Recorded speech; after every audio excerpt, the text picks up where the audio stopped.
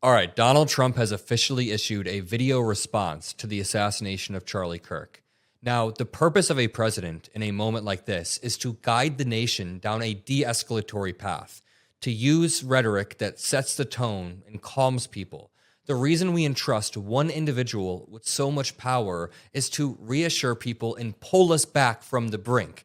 That is not what Donald Trump does in this video. He immediately escalates. He immediately tries to place blame on almost leftist institutions, judges, organizations. He has a list that he names, and he says essentially a quick vengeance speech. I just want to quickly compare this to the reaction of other presidents. President George W. Bush said, quote, "Today, a young man was murdered in cold blood while expressing his political views. It happened on a college campus where the open exchange of opposing ideas should be sacrosanct. Violence and vitriol must be purged from the public square." He continues, but then Bill Clinton came out and said, "I'm saddened and angered by Charlie Kirk's murder, and I hope we all go through some serious introspection, redouble our efforts to engage in debate passionately yet peacefully." Even President Obama said, "We don't yet know what motivated the person who shot and killed Charlie Kirk was, but this kind of despicable violence has no place in our democracy." It was essentially one step away from a public execution, and that's why it's so jarring.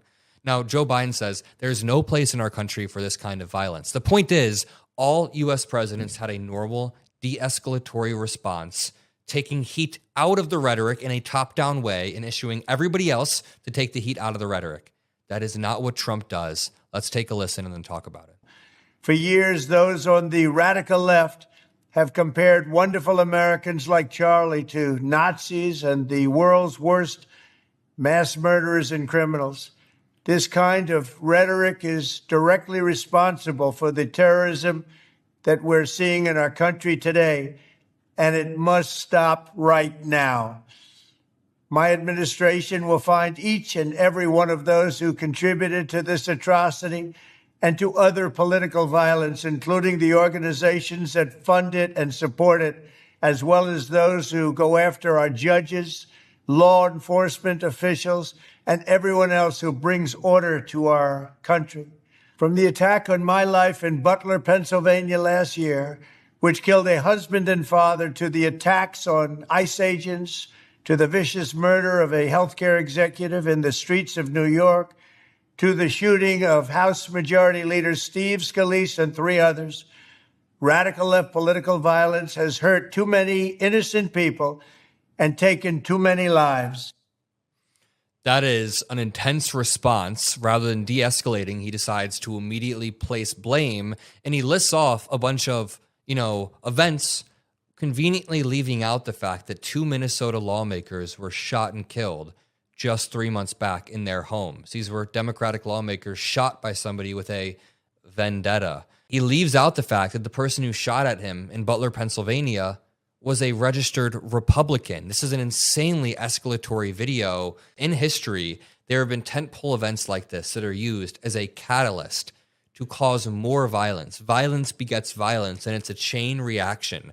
And a president is supposed to step in before that happens. Ideally, a leader tries to tone down the rhetoric. I mean, just for example, when Russia invaded Ukraine a few years ago, Biden immediately took a mature tone and was normal about it. No all caps tweets or dictator-like videos. No, he was normal about it. And by the way, liberals don't call Charlie Kirk a Nazi. We don't go around calling everybody a Nazi. We say that Nick Fuentes is very clearly a Nazi. We say that Charlie Kirk was allowing the authoritarian structures in play, but nobody was saying that he's a Nazi. Nobody was calling for violence against Charlie Kirk. As I showed, every Democratic lawmaker has condemned this. Meanwhile, Kash Patel is totally flopping.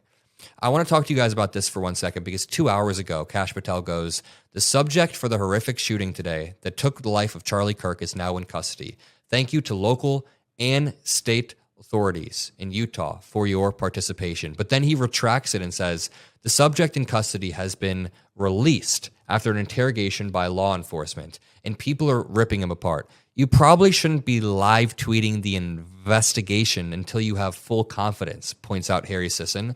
Now, Ezra Klein then popped in with a tweet. This one makes a lot of sense. He says, "In the last few years, we've seen the plot to kidnap Gretchen Whitmer, the storming of the Capitol and pipe bombs at the RNC and DNC, the break-in to kidnap Nancy Pelosi, and the brutality on Paul Pelosi,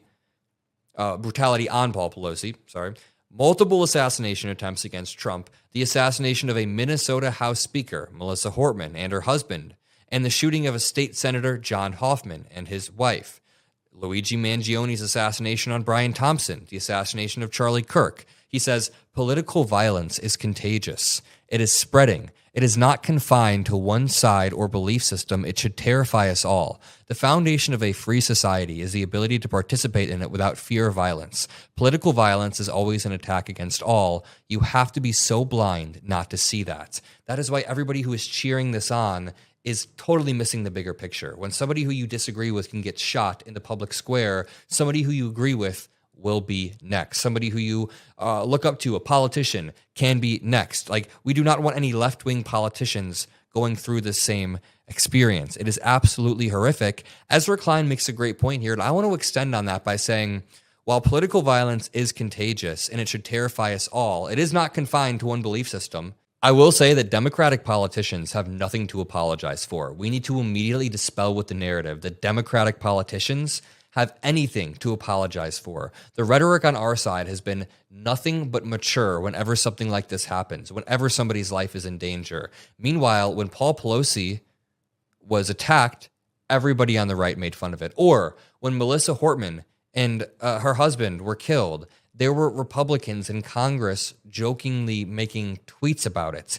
This is the type of stuff that we have to push away. Yet when the president of the United States is faced with that very responsibility of pushing this away, he chose the opposite path. He chose escalation, and he chose to inflame things instead of being calm. I will promise you all this. On the Adam Mockler channel, we will continue to fight relentlessly against whatever type of power grab may or may not happen in the next few months. In history, events like this have been used as a pretext to consolidate more power. It's happened many, many times throughout history where something like this takes place and things are inflamed. I do not think this was some conspiracy theory. I do not think this was a false flag from the Trump administration. There is no proof proving that at all. Nothing to say that. This was a tragic act of political violence, and we need to continue to cover it responsibly, de-escalate, and push for our values aggressively. We can still be aggressive in sticking up for minority communities, sticking up for the vulnerable, be aggressive in sticking up for our values without pushing for violence or having calls to violence. There is a line, and the line is protecting American values. With that, I just want to say I really do love you all, guys. We have built something beautiful here, and I think it's the start of something bigger. It is a rough time in America, and it's going to require a steady hand to continue pushing. We're going to build new formats, new shows, return our pro-democracy roots back to America through respectful debate and through, de-escalation, but aggressively sticking up for values. So thank you guys. See you all in the next one.